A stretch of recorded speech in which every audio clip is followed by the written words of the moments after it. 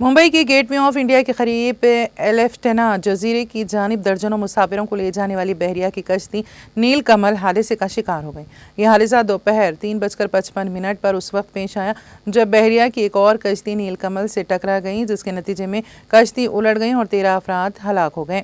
इब्तिदाई report के मुताबिक हादसे के नतीजे में 101 अफराद को महफूज तरीके से बचा लिया गया, ताहम अभी भी कई अफराद लापता हैं। लापता अफराद की हतमी तादाद अभी सामने नहीं आई है और इनकी तलाश जारी है।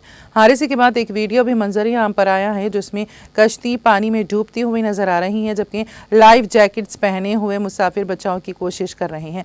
महाराष्ट्र के चीफ मिनिस्टर देवेंद्र फडणवीस ने हादसे की तफसीलात फराहम करते हुए बताया कि मुंबई के करीब पेजर जजीरा बहरिया की एक कश्ती मुसाफिरों को ले जाने वाली नीलकमल कश्ती से टकरा गई। शाम 7:30 बजे तक इब्तिदाई मालूमात के मुताबिक 101 मुसाफिरों को बचा लिया गया है, जबकि 13 अफराद की मौत हो गई है, जिनमें 10 शहरी और 3 बहरिया के अहलकार शामिल हैं।